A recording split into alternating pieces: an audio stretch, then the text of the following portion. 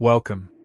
Today, we plunge into the abyss of the SCP Foundation's archives to unveil the enigmatic horror that is SCP-017. This shadowy entity, lurking in the depths, hungers for darkness and leaves only fear in its wake. Stay with us as we explore the chilling secrets of SCP-017. Special Containment Procedures. Let's talk about how the SCP Foundation keeps SCP-017 in check. It's not your typical containment procedure, I can assure you that. Picture this: SCP-017 is held within a transparent acrylic glass cage. The cage is about 100 centimeters tall, 50 centimeters wide, and 50 centimeters deep. This cage is placed right in the middle of a room made of solid concrete, measuring 6 meters by 6 meters by 4 meters. But here's the kicker: the room is lit up like the 4th of July. There are bright arc lamp spotlights mounted all over the walls, ceiling, and floor. These lights shine directly onto SCP-017's cage from every angle.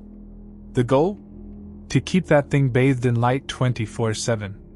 Now, let's talk about the people who keep this whole setup running. There's a control room where personnel keep a constant eye on the spotlights and the emergency generator system. If a lamp burns out or if there's even a tiny issue with the generator, they've got to fix it ASAP. Imagine the pressure, knowing that a flicker of darkness could be catastrophic.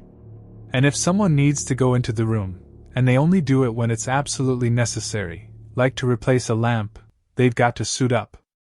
Full-body reflective suits are the uniform of the day. They make you look like a human disco ball, but they're necessary to avoid casting any shadows that could trigger SCP-017. These containment procedures may seem extreme, but they're our best defense against the unknown lurking within SCP-017. This entity thrives in the shadows, and we can't afford to let it out. Description. Let's break down what SCP-017 is in a more straightforward way. SCP-017 is a small, shadowy figure, standing at just 80 centimeters tall.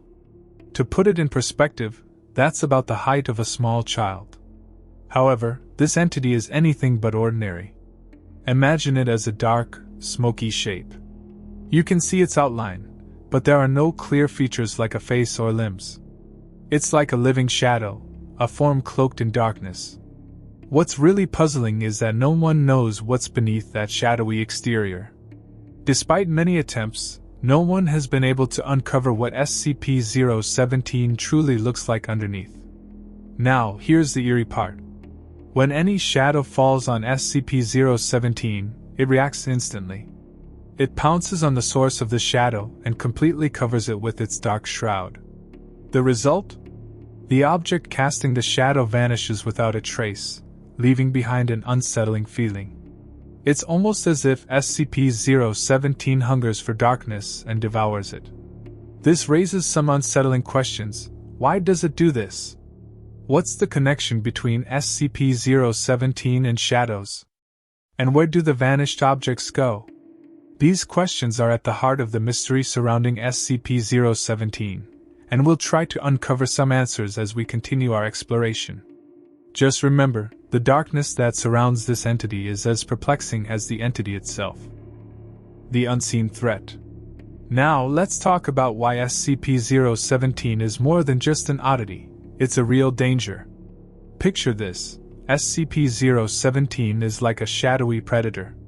When any shadow touches it, it strikes immediately. It engulfs whatever casts that shadow, making it disappear completely. It's like a magician's trick, but far more sinister. This raises a big question: what's SCP-017's deal with shadows? Why does it do this? And what happens to the things it swallows up? It's like living with a hungry beast in your home, never knowing when it might pounce.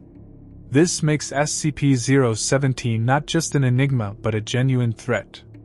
It's a puzzle we're still trying to solve, but one thing's for sure: it's a puzzle we can't afford to leave unsolved.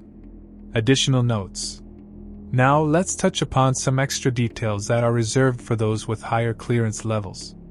If you have beta clearance or higher, you might want to dig deeper into SCP-017's mysteries.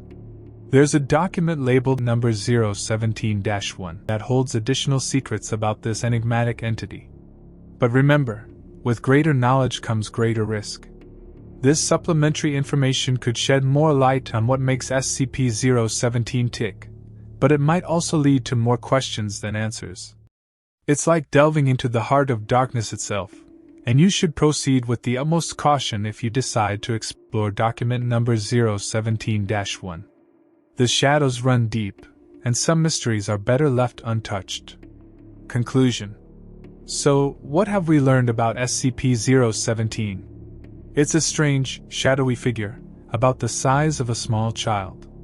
But it's no ordinary kid. It's shrouded in darkness, and we have no idea what's underneath. Whenever a shadow touches it, SCP-017 reacts fast, and whatever casts that shadow disappears. It's like it gobbles up darkness. But there's so much we don't know. Why does it do this? What's its connection to shadows? And where do the things it eats go? The truth is, SCP-017 remains a riddle, wrapped in a mystery, inside an enigma. We might never fully understand it. But one thing is certain, it's a creature that thrives in the shadows, and we must keep it in check.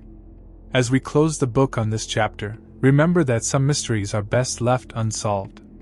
SCP-017 is one of those mysteries, lurking in the dark corners of the SCP Foundation, a reminder that some secrets are meant to stay hidden.